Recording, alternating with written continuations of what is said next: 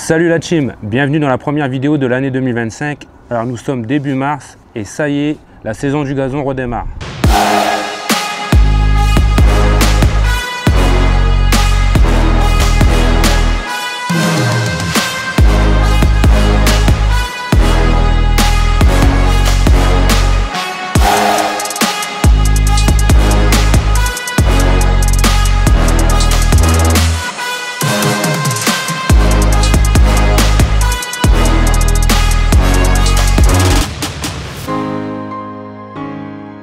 Alors comme je vous le disais, nous sommes actuellement début mars et comme vous pouvez le voir, même dans le nord de la France, grand soleil, ça fait plaisir et on va pouvoir vraiment redémarrer donc la saison du gazon.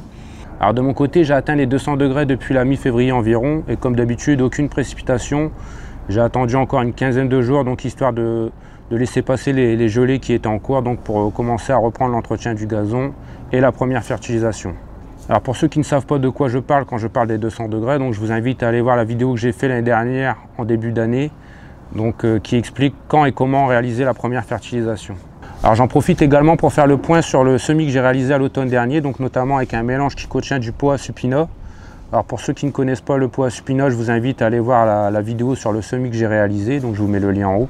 Alors après le semis, j'ai maintenu le sol constamment humide pendant environ 3 semaines, un mois, donc ce qui nous a fait arriver à la fin septembre, début octobre. Ensuite, j'ai commencé les premières tontes et dans la foulée, j'ai appliqué la première fertilisation. Donc, j'ai utilisé un engrais à majorité azote-lent, donc qui était le Super Floranide BS de chez Compo. Ensuite, j'ai continué les tontes régulières et ce qui nous fait arriver donc mi-novembre, début décembre. Et là, j'ai appliqué un engrais à majorité potassium donc pour renforcer le gazon durant l'hiver. Donc, j'ai utilisé le Floranide Club. Donc après ça, j'ai plus rien utilisé, j'ai pas utilisé de fer cette année durant l'hiver. J'ai tondu environ 3 fois durant l'hiver, donc là je vais procéder à la 4e tonte. Et ensuite je vais pouvoir là attaquer avec la première fertilisation de la saison 2025. Alors étant donné que j'ai anticipé, j'ai regardé la météo sur les prochains jours. Il n'y a plus de gelée annoncée pour l'instant, donc pendant la semaine qui suit, donc c'est impeccable, grand soleil.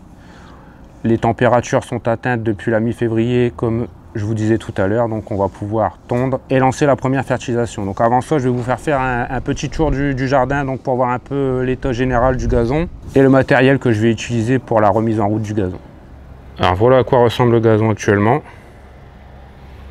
Alors dans l'ensemble, c'est pas trop mal. À savoir que cette partie, c'est la partie sud.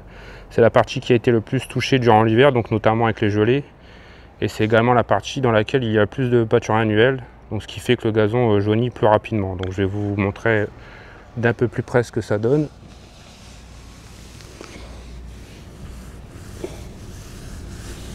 Alors là, on peut voir ici par exemple la présence de pâture annuelle avec les graines.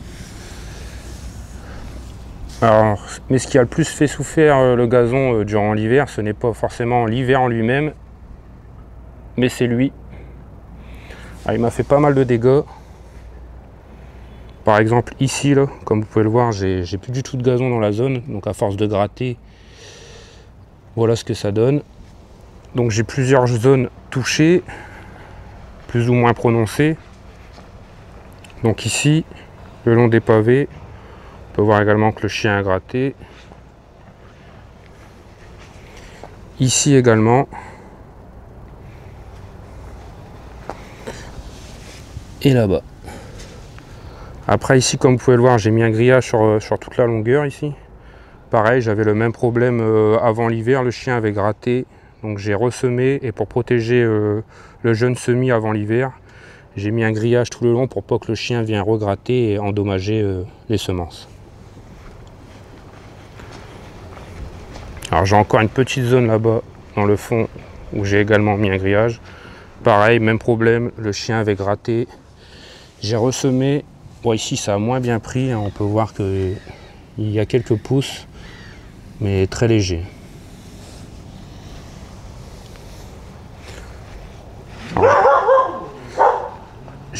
J'ai également la présence de quelques indésirables, je vais vous montrer, on peut en voir ici.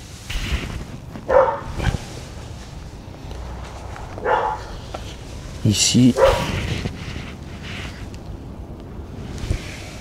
Voilà, dans l'ensemble, J'ai retiré le plus gros durant l'hiver. Donc là, je vais en profiter également pour retirer ce qui a repris. Pour ne pas laisser de chance à ces indésirables. Donc. Alors bien évidemment, toujours à arracher avec la racine. Sinon, ça sert à rien. Alors, et pour finir avec le tour du gazon, j'ai également cette zone donc, qui se situe entre les deux maisons. Donc celle-ci, c'est la zone qui reste le plus vert actuellement. C'est également la zone qui a été le plus protégée durant l'hiver, donc grâce aux 2 pignons. Elle a moins subi les gelées. Alors j'ai également préparé le matériel pour démarrer la préparation du terrain. Donc j'ai mon épandeur, le souffleur, le dresse-bordure, mon réciprocateur, la tondeuse, l'aérateur et bien évidemment l'engrais. Donc voilà, c'est tous les outils qui vont me permettre donc de relancer le gazon en sortie d'hiver. Alors je vous mettrai la liste du matériel utilisé dans la description de la vidéo si ça vous intéresse. Alors voilà pour ce qui est de l'état général du gazon. Donc maintenant je vais vous expliquer comment je vais procéder pour la remise en route de l'entretien. Alors tout d'abord je vais commencer par retirer les grillages pour ne pas être gêné. Je vais prendre le réciprocateur pour faire les contours. Ensuite je vais utiliser le dresse bordure pour permettre d'avoir les bords bien nets. Dans la foulée je vais effectuer la tonte. Donc je vais régler environ à 20 mm, donc ce qui correspond à la hauteur habituelle du gazon. Ensuite je vais prendre le rouleau aérateur pour aérer la surface du gazon. Et ce qui va me permettre derrière donc d'appliquer l'engrais et de permettre d'accélérer l'assimilation par les racines de celui-ci. Donc voilà, bien évidemment, je vais également profiter donc après la tonte, si je vois encore quelques indésirables, donc de réaliser un arrachage manuel avec racines. Et ce sera pas mal pour aujourd'hui. Allez, c'est parti.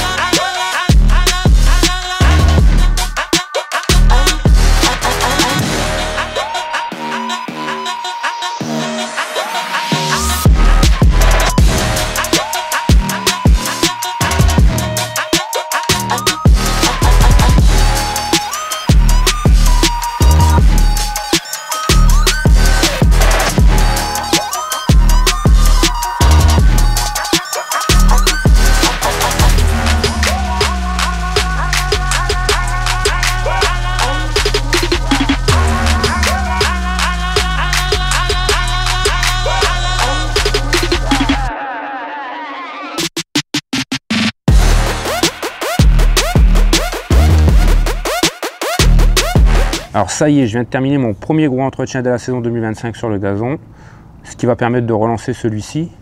Donc maintenant j'ai les bords bien nets, la pelouse est tondue, aérée et fertilisée. Alors concernant la tonte, je vous recommande de bien affûter les lames régulièrement pendant la saison, donc pour permettre une coupe bien nette et d'éviter de stresser au maximum le gazon. Alors concernant l'aération, je vous montre ce que ça donne. Donc on voit bien mieux le résultat dans la zone où le gazon est dégarni. On voit relativement bien l'efficacité du rouleau à pointe. Alors bien évidemment, ça ne vaut pas une aération en profondeur. Là, il s'agit bien d'une aération en surface et c'est vraiment idéal avant une fertilisation. Et on peut également le renouveler une fois par semaine pendant la pleine saison. Alors côté fertilisation, j'ai utilisé un engrais à majorité azote rapide, donc c'est ce qui va permettre de relancer rapidement le gazon en sortie d'hiver. Alors j'ai utilisé le Floranit permanent de chez Compo, je l'ai dosé à 20 grammes au mètre carré, étant donné que je vais le faire en 2 passes. Donc je fais une passe début mars et une passe début avril. Donc étant donné que la dose maximum c'est 40 grammes, j'ai divisé en 2 et j'ai mis 20 grammes au mètre carré pour la première passe. Alors si de votre côté vous n'avez pas d'engrais à majorité azote rapide, vous pouvez très bien utiliser un engrais à majorité azote lent, il n'y a aucun souci. Le seul truc c'est que vous aurez moins l'effet de le coup de boost pour relancer en sortie d'hiver. Alors de votre côté, je vous recommande plutôt l'utilisation de gamme professionnelle. Vous aurez un meilleur résultat dans la fertilisation et aussi vous limiterez les pollutions des sols. Et aussi j'ai oublié donc concernant la fertilisation, toujours en passe croisée dans les deux sens, donc pour avoir une répartition uniforme. Alors bien évidemment après la fertilisation, s'il n'y a pas de pluie prévue, je vous conseille d'arroser, c'est ce qui va permettre donc de faire descendre l'engrais au sol et d'accélérer la dissolution. Et voilà, c'est fini pour cette première vidéo. On va se retrouver d'ici 1 ou 2 semaines pour voir le résultat. En attendant, vous pouvez me retrouver sur mes différents réseaux et également sur le groupe Facebook Entraide pour un beau gazon. Allez, ciao!